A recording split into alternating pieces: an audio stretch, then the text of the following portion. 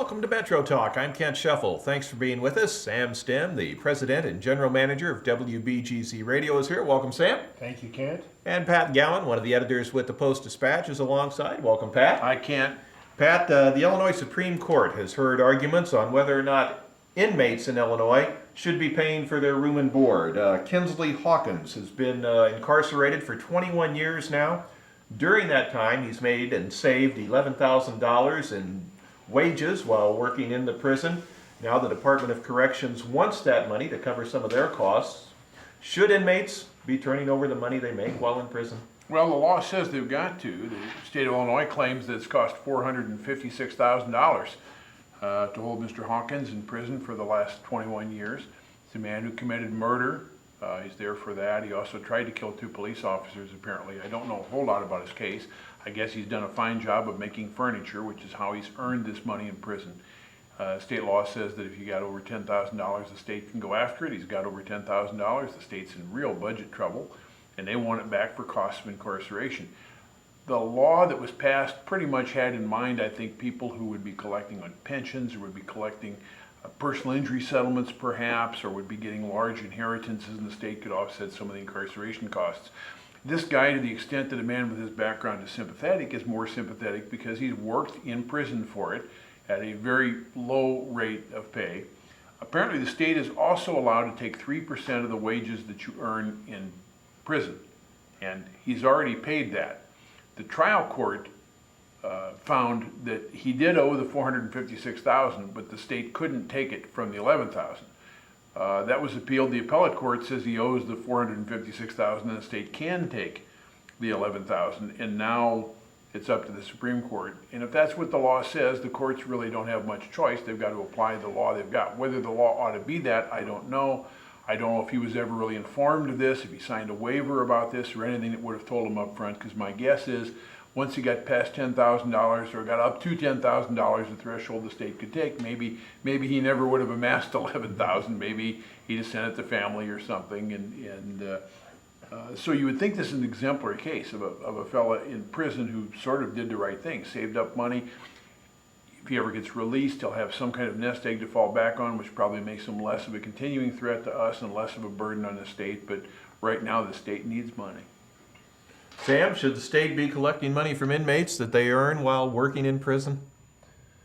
Well, in my view, the knee-jerk reaction is to say, that the inmate shouldn't have any right to nest egg this money. But on the other hand, if you stop and think about the fact that the vast majority of people who go to prison eventually get out, and at some point in time, it's probably helpful for them to learn the value of work and the rewards of work, and as Pat mentioned, upon their release, have a nest egg there. So I think, your question is, should the wages be taken? Well, I think it kind of depends upon individual circumstances. Somebody who's put away for life and doesn't have a whole lot of possibility of getting out, well, maybe there's no real good reason for them to be saving money while they're working in prison. On the other hand, somebody that's within a few years of being released, it seems to make some sense for them to, as I said, learn the value of work and the rewards of work that you can earn some money and you can put some money away so that when you are released. So I think the legislature really ought to take a look at this, because this particular guy, there's probably not a whole lot of reason that he ought to be sitting on $11,000 that came from the taxpayers to begin with, and have us providing him room and board and medical care and all that. But as prisoners get closer to release, part of the reason they say for sending people into prison is to rehabilitate them. Well, if you in essence turn them into slaves and say, hey, you're going to work, but you're not going to see any of the fruits of your labor, I think all you're doing is, I don't think there's any rehabilitation in that. So, the answer to your question is, it depends. And it depends on those factors that I mentioned. Why do we pay inmates at all if we're going to do this? So the guy who made $75 a month, saved $11,000 that way. Is it fair to have paid him in the first place?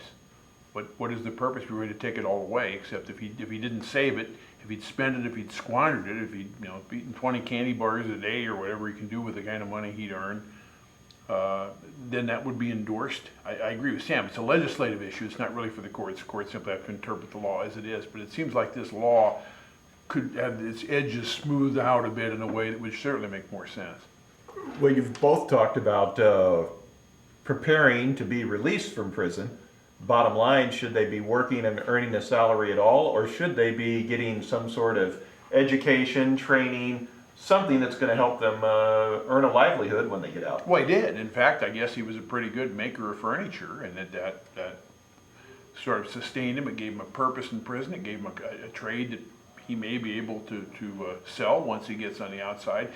If you were to say, look, how do you prepare yourself for when you're released from prison? Well, earn a trade, and what could be better than saving enough money so that you weren't immediately destitute when you were put on the street and desperate and having maybe to rob somebody in order to get your next meal? I mean, if you were to lay this out, it looks like this guy did it the way you would recommend someone do it, and now in a sense he's being punished for it. It doesn't seem right. We need to take a break. We've got more Metro Talk right after this. Hi, I'm Audrey Lucchese, and I'm from Alton, Illinois. I love music, and that's why I came to Lewis & Clark. It's been an amazing experience here at Lewis & Clark, working with students that are so talented, coming from all over the area, and they work so hard to follow their dreams. The music faculty at Lewis & Clark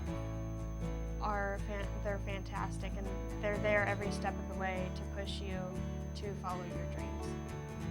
One of the unique opportunities that I have had at Lewis & Clark is being able to record my own music with a fellow student here. Being able to record our music has opened doors for us in the music industry. My long-term goal is to finish here at Lewis & Clark and then to transfer to a four-year school and finish my degree in music performance. I would recommend Lewis & Clark to another student because it is definitely a great place to get started, and it can open so many doors for you.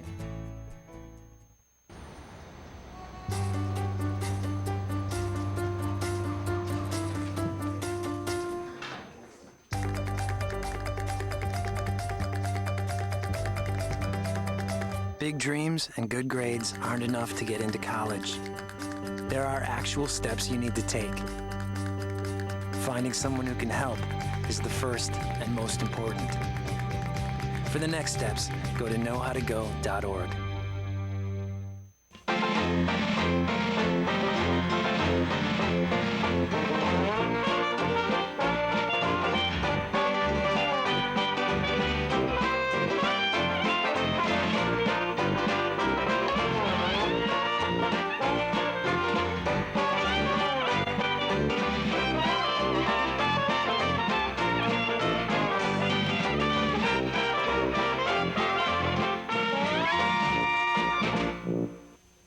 This is Metro Talk. I'm Kent Scheffel. Pat Gowan and Sam Stemmer here.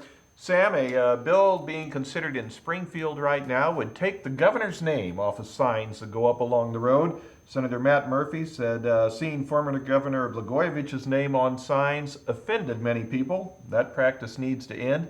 Is it a problem if the governor's name's appearing on signs along the road? Well, I've always had a problem with that. I don't see the need, and what it means is that maybe, if we're lucky, every 4 years you have to change the signs, or every 8, or whatever.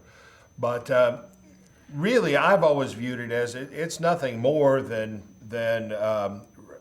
campaign advertising for the sitting government, for the sitting governor, at taxpayer expense. And there's no need for it whatsoever. I've always been amused that whenever I've flown through Chicago, it doesn't matter whether you're at Midway or O'Hare, you can't turn around without seeing a sign with the Chicago mayor's name on it.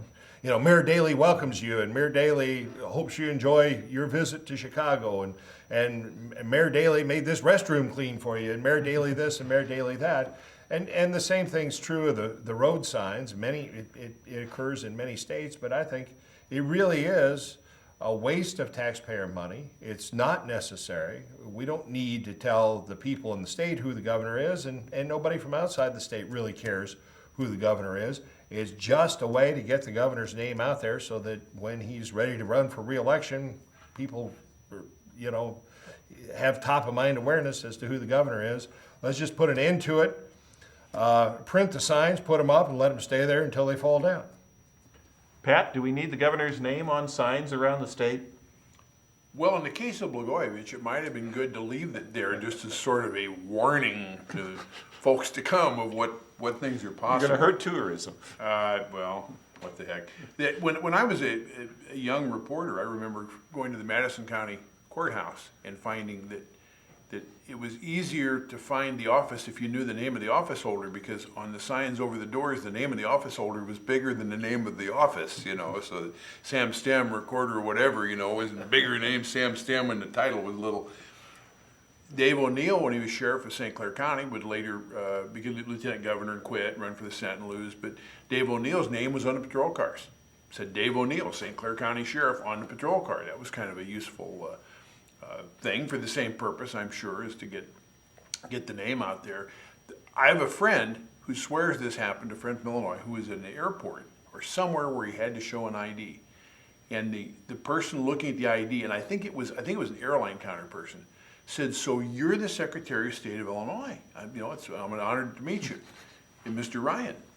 And he's saying, "No, that's my driver's license." Well, you know, and George Ryan and Secretary of State were so prominent on the driver's license in those days that he said, honest to God, he was having a hard time explaining to this person that this wasn't his ID as being George Ryan, the Secretary of State. This was just an Illinois driver's license. So I'm sure everybody's got some funny stories to tell about this. It always seemed like a waste of money, and now we're sort of awakening as we're counting every last penny that's silliness. And I don't know why I bring this up, but my daughter lives in Wisconsin, and there's a sign, if you're going north from Rockford into Wisconsin, there's a sign on an overpass. It says, "Welcome to Wisconsin." It doesn't have the governor's name on it or anything, which is just as well right now, given the popularity of that governor. But it says, "Welcome to Wisconsin." And I went under that sign one day, and the vista under the sign was the biggest car pileup I've ever seen in my life. Took both sides of the highway. There were wrecks on both sides, and I, you know, a picture of that would have been just precious. I don't know if anybody took one, but it was not. So maybe we ought to do away with the welcome to thing altogether. Well, if we get rid of the welcome signs, do we need the signs at construction sites that say this project's being funded by the state of Illinois, whatever project? No, I don't think we do. I don't think, you know, we know we're paying for it in one shape or another, you know, whether the money first is going to Washington and then back to Springfield and then filtered down to the contractors, or whether, you know, the money's going in at the gas pump and then to Springfield and then to the contractors. We all know we're paying for it, so I don't know why they need to put a sign up and tell us that we're paying for it. Remember, some of those signs used to be headed "Progress as Promised," which was sort of a vague campaign slogan in a sense, made you feel really grateful to the incumbent, whoever that was. I do always like the Missouri signs when they have a completion date. Well, that never happens in Illinois, does it? They're never completed over Depending here. upon whether that date is passed when you drive by it. Maybe the signs ought to say, "We borrowed this money so that we could fix up the highway, and you'll get the bill down the road." You know, an unrelated subject, the incentive contracts that are out there now for finishing on time, I mean, pretty much everything finishes on time now, because there are penalties if you don't and incentives if you do, and everybody wants the extra money. Sam, the state is falling behind in its funding of probation offices, and the result has been cuts in many offices. Our probation office is a logical place to make cuts. Plus, we're faced with the situation where some of the Republican senators are now saying Governor Quinn's budget is too big. It needs to be cut by another $5 billion. Can we afford $5 billion in cuts? Well, that's an awful lot of questions.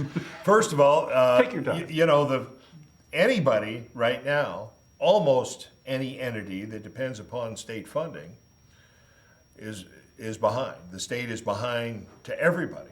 And it doesn't matter, you know, you can go talk to the hospitals, you can talk to the pharmacy, you can talk to anybody that gets reimbursement from the state for any service provided, and the state owes them money. So it's not a shock that the probation offices are in the same fix. As to your question, whether it makes sense to affect cuts for probation services, I don't think it does. You know, part of the reason that we have probation departments is so that we don't incur the additional cost of putting people into prisons. It's a lot more expensive to incarcerate these folks than it is to have them out on probation and have an officer checking on them and, you know, having them come into the office. And I don't think, despite the fact that there's a movement among taxpayers to want government to cut, because we all know that government's upside down, spending more than it's taking in, and the cry is, you know, before you tax us another penny, find some place to cut. I don't think anybody's in favor of, you know, allowing criminals who ought to be checked on and through the probation process. I don't think anybody's in favor of just turning a blind eye to them. So no, I don't think probation services is a good place to cut. I think, I don't know if we can take an additional $5 billion in cuts, but I guarantee you that if somebody with a clear mind ought to be able to sit down and find some places to cut, and we've talked about a couple of them. You know, we don't need to print signs with the governor's name on them, and there are a lot of areas where you could cut. Now, the argument always is, well, that's just nickels and dimes, and you know, we're looking to cut $5 billion, but you know, correct me if I'm wrong, Pat, but I think it was the venerable old Everett Dirksen, all the way back maybe in the '60s, as the admired senator from the state of Illinois, and back then they talked in millions, and he said, $1 million here and $1 million there, and pretty soon you're talking about real money. And the same thing is true here. There are a lot of areas that could be cut, but probation services may not be one of them. Pat, the state is looking at cutting probation services. Is that an area that could be cut, number one? And number two, are the Republican senators on track when they say we should cut another $5 billion from the governor's proposed budget? If the choice is, do I cut a probation officer whose the fruit of whose work will manifest itself over a period of time, or do I cut a police officer with perhaps resulting mayhem immediately? You know, I'm going to cut the probation officer. It isn't a good idea to cut either. It's just I do what the exigency suggests I have to do in the moment. And we have, for many of these programs, sort of reached that point. Now, it doesn't do any good to put people on probation if you don't monitor them. And if you don't have probation officers or an adequate number, then you can't very well monitor them. We started this by talking about a man who the state said cost $456,000 to incarcerate for 21 years. You weren't going to put him on probation for murder. But it costs a lot of money to put people in prison if that is the alternative to probation. So if you start dismantling the probation system, you're going to pay a lot for it later. And we're deferring a lot of those kinds of things. Nobody says, well, you know what, we'll just close all the state parks. It is less important to have a state park than it is to have monitored criminals, even though in my mind it probably is. I don't really use state parks. I do worry about being the victim of a crime. So for me, that's a good decision. For people who use the state parks, you know, and live in a rural area where they've got a shotgun in their lap and they're not worried about crime very much at all, you know, it'd be a very bad decision, maybe. So it's sort of emblematic of what we face when we talk about another $5 billion. Yeah, we can cut some here and we can cut some there. It really is going to require some pretty heavy duty cutting, but how much are we willing to stand? Listen to your radio station, look at Jim's Alton Telegraph, look at my Post-Dispatch, the Belleville News-Democrat, about the school cuts that are going on. We are seeing the dismantling of the personnel of our school districts as the recession has finally made its way to that point. The state money is gone, the stimulus money is gone, the schools are now having to face probably the worst crisis in their history. That hasn't all settled out yet. So when we start talking about more cuts, we don't even really know, as average individuals, we have yet to feel the consequences of the cuts that we're already making.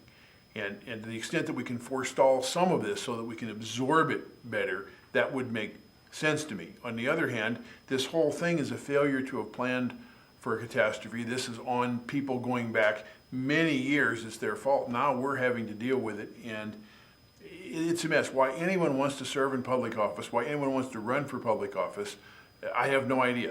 Pat Quinn and Brady, they should have had their heads examined for running for governor. Nobody would want to inherit a mess like this. And the real question there is who won and who lost. Well, Brady won. There's no question at all. We need to take a break. We'll have more right after this. Hello and welcome to the Lewis and Clark Minute. Today we're going to check out the radio broadcasting program in WLCA with Mike Lemons. Have you ever listened to your favorite radio station or your favorite disc jockey and say, you know, I could do that? Or maybe you're the type of person who says, I could never do something like that. Well, with the help of first-year mass comm student John, we're going to show you just how easy it is. Each voice intro starts with talking about the band that just played, and we add a station identifier. Next, you want to offer some information that may be of interest to your audience. And finally, tell the listeners what the next song is, who sings it, followed by another station identifier. John will do one live now. Silver Sun Pickup substitution on WLCA. The Big Pink released their debut album called A Brief History of Love. The single is off that album. It's The Big Pink with Dominoes. It's on College Radio's Best 89.9. This has been your Lewis and Clark Minute.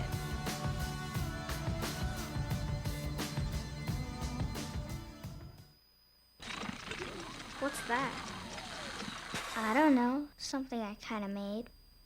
Ooh, what's it do? What do I do? Well, thanks for asking. I ring my bell and I like to dance. What do I do? Well, thanks for asking. Ow! Yeah, it still needs a little work. Anything's possible. Keep thinking. Get started on your own inventions or just play some games at inventnow.org. Sounds like you could use some Van Gogurt. It's fortified with arts-rich nutrients to improve your math and reading skills. Catch! Van Gogurt, thanks.